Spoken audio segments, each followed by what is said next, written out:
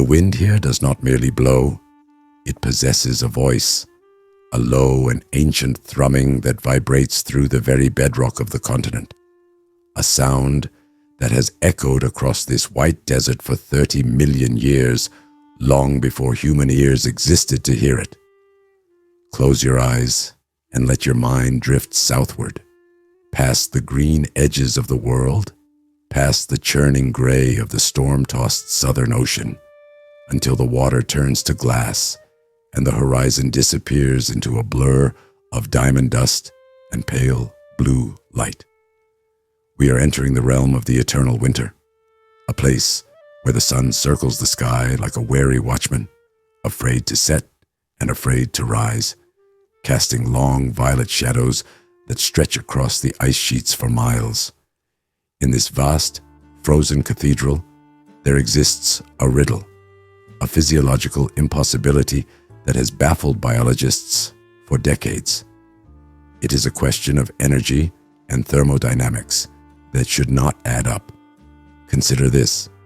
There is a creature here that walks 70 miles into the heart of a frozen continent, facing temperatures that can freeze steel, and then stands perfectly still for 4 months without eating a single morsel of food, all while incubating a life that requires tropical warmth to survive. By all the known laws of metabolic biology, this creature should burn out. Its internal fire should be extinguished by the crushing cold and the calorie deficit within weeks. It should be impossible for a heart to keep beating, for blood to keep flowing, and for heat to be generated from nothing but shrinking reserves of fat in a landscape that steals heat with every gust of wind. How do they cheat death? How do they conjure energy from the void? Keep this question in the back of your mind as we walk into the white silence, for the answer lies hidden not in their strength, but in a secret, almost microscopic surrender that happens in the darkest hour of the polar night. To understand the Emperor, we must first understand the stage upon which they perform their silent opera. Antarctica is not just land. It is a creature in itself, expanding and contracting with the seasons. In the deep winter, the sea freezes, doubling the size of the continent, creating a skirt of ice that pushes the open ocean hundreds of miles away from the shore. It is a world of absolutes, absolute cold, absolute wind, absolute beauty. And yet, this was not always so. Cast your imagination back, deep into the geological past, 50, perhaps 60 million years ago. The air was thick and humid. This very ground, now buried under 2 miles of compacted snow, was a lush, temperate rainforest. Giant ferns unfurled their fronds in the warm breeze. Beech trees dropped their golden leaves into slow-moving rivers. It was here that the ancestors of the penguin made a choice that would seal their destiny. They were birds of the sky, capable of flight, soaring over the canopy. But the ocean teemed with life, a bounty of fish and krill that the sky could not match. Slowly, over thousands of generations, the lure of the deep pulled them down. Evolution is a slow sculptor, chipping away at what is no longer needed. The wings, once wide and spanned for catching updrafts, began to shorten. The hollow, lightweight bones, essential for flight, filled in, becoming solid and heavy, acting as ballast for diving. The feathers, once loose and airy, packed down into a dense, waterproof shield. They traded the freedom of the heavens for the mastery of the deep, becoming torpedoes of the ocean. But then, the world shifted. The continents drifted. Antarctica moved south, settling over the pole. The currents changed, isolating the landmass in a ring of freezing water. The forests died. The green turned to white. The warmth turned to ice. Most creatures fled or perished, unable to cope with the encroaching freeze. But the penguin stayed. They did not flee the ice. They became part of it. They evolved in lockstep with the cooling planet, wrapping themselves in layers of fat and feathers, turning into fortresses of biology. Now, look at the horizon. It is March. The Antarctic autumn is drawing to a close. The days are shortening, the light turning a bruised purple in the afternoons. The sea ice is hardening, forming a solid bridge to the interior. While the rest of the Antarctic life, the Weddell seals, the Adelie penguins, the skuas, are heading north toward the open water and the sun. A solitary line of black shapes emerges from the surf. They are doing the unthinkable. They are turning their backs on the ocean, their only source of food, and marching inland. This is the great procession of the emperor penguins. They are giants among seabirds, standing nearly 4 feet tall, regal in their tuxedo-like plumage, with a stroke of sunset orange fading into yellow on their necks. They land on the ice with a heavy thud, shaking the salt water from their coats, and begin to walk. The journey is arduous. They must travel 50, sometimes nearly 100 miles across the chaotic landscape of the ice shelf to reach their breeding grounds. Watch them move. It is a slow, rhythmic metronome. Left foot, right foot. They rock side to side, a motion that looks clumsy to the human eye, but is actually a masterpiece of efficiency. This pendulum motion allows them to recover nearly 80% of the energy from each step, storing it as potential energy for the next. When the snow becomes too deep and soft for walking, they drop onto their bellies, pushing with their powerful feet and using their flippers like ski poles, tobogganing across the white expanse. They move in silence, a long, sinuous thread of life stitched across the desolation. They are driven by an ancient instinct, a map etched into their genetic code that leads them to the Oamaru Formation or other sheltered valleys where the ice is fast, solid ground that will not break apart under the summer storms. They arrive as the twilight deepens. Thousands of birds congregate in the shadow of towering ice cliffs, a natural amphitheater for the drama to come. The noise is sudden and overwhelming, a cacophony of brays, trills, and cries as they seek out mates. But this is not a chaotic frenzy. It is a desperate search for partnership. In this environment, no single parent can raise a child. It requires a pact of absolute cooperation. A male and a female find each other. They stand breast to breast, bowing their heads, mirroring each other's movements in a graceful, slow-motion dance. They sing to one another, learning the unique frequency of the other's voice, a sound they will need to recognize later in a crowd of thousands within the pitch-black darkness. This bond is forged in the face of the encroaching winter. As May arrives, the temperature plummets to -30 degrees. The female lays a single egg. It is a masterpiece of calcium, a fragile vessel containing the spark of the next generation. But here, on the ice, the egg is a ticking clock. If it touches the freezing ground for even a minute, the embryo inside will crystallize and die. The female is exhausted. The production of the egg has cost her nearly a third of her body weight. She has not eaten in weeks. She must leave. She must return to the ocean to feed, or she will die. This leads to the most delicate and dangerous maneuver in the animal kingdom, the transfer. Picture the scene. The female stands with the egg balanced on her feet, kept warm by a fold of bare, vascular skin on her belly called the brood patch. The male stands facing her, ready to accept the burden. With agonizing slowness, she rolls the egg off her feet and onto the ice. The male must immediately scoop it up. He extends his beak, guiding the ivory sphere onto his own feet, shuffling forward to cover it with his own warm fold of skin. There are moments of panic, clumsy fumbles where the egg wobbles on the brink of the freezing abyss, but the instinct is strong. Once the male has the egg secure, the female turns away. There is no lingering goodbye. The biological imperative drives her toward the sea. The males watch them go, a stream of sleek backs disappearing into the gloom. And then they are alone. The sun sets for the last time. The long polar night begins. This is where the true test begins.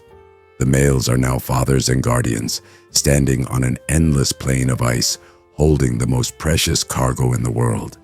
The temperature drops further, -40, -50. The wind begins to howl, the katabatic winds that fall from the high plateau like an avalanche of air, reaching speeds of 100 miles per hour. The wind chill creates conditions that are alien to life. A human being, even in heavy gear, would freeze in minutes. The penguins cannot run, they cannot hide in burrows, they cannot fly away. They have only one defense: each other. As the storm rises, the colony undergoes a transformation. The individuals cease to act as separate entities and merge into a single, giant organism. They form the Huddle. Imagine a tortoise shell made of thousands of living bodies. They pack together, shoulder to shoulder, back to chest, compressing themselves into a density so tight that not a breath of wind can pass between them. They lower their heads, tucking their beaks into their chest feathers to preserve warmth. But a huddle is not a static pile. If it were, the birds on the windward side, exposed to the fury of the blizzard, would freeze to death, while those in the center would overheat. And so the huddle rotates. It is a slow, churning motion, invisible to the naked eye in real time. The birds on the outer edge, their backs caked in ice, slowly shuffle along the flank of the group, seeking the shelter of the leeward side.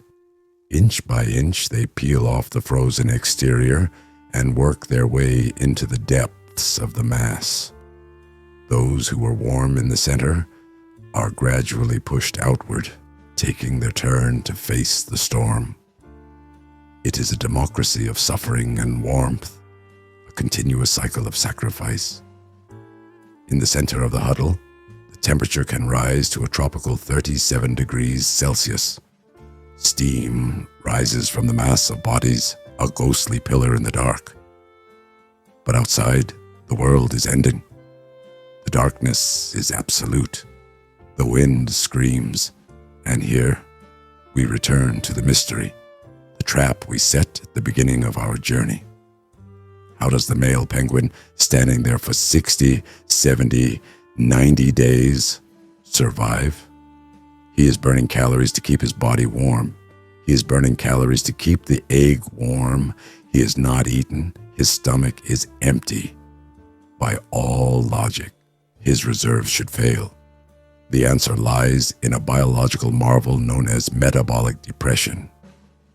It is not quite hibernation, but it is a step toward the void.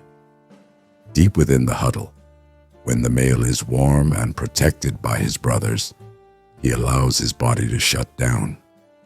He enters a state of deep torpor. He lowers his heart rate to a fraction of its normal rhythm, sometimes as few as 5 beats per minute. He cools his body temperature, abandoning the warmth of his extremities to keep only the core and the egg alive. But the true secret is in how he fuels this fire. Most starving animals eventually burn through their fat and begin to digest their own muscle, their proteins, which produces toxic waste products that require water to flush out. But the penguin cannot eat snow to get water. That would cool him down too much. So his body switches to a unique metabolic pathway that recycles his own protein waste. He becomes a closed loop, a perfectly efficient engine that wastes nothing. He exists in a twilight state between sleep and wakefulness, floating in a gray dream of endurance. He is not fighting the cold, he is waiting it out, suspending his own life to preserve the life on his feet. He becomes a ghost in the shell of a bird, hovering on the edge of existence. Months pass in this dark dream. The males lose nearly half their body weight. Their feathers lose their sheen. They are gaunt, ragged shadows of the majestic birds that arrived in March. But then, a subtle shift occurs in the universe. A faint glow appears on the horizon, a smudge of indigo that hints at the return of the sun. And with the light comes a sound, a tiny, high-pitched chirp. Beneath the fold of skin, the egg is cracking. The chick is chipping away at its limestone prison.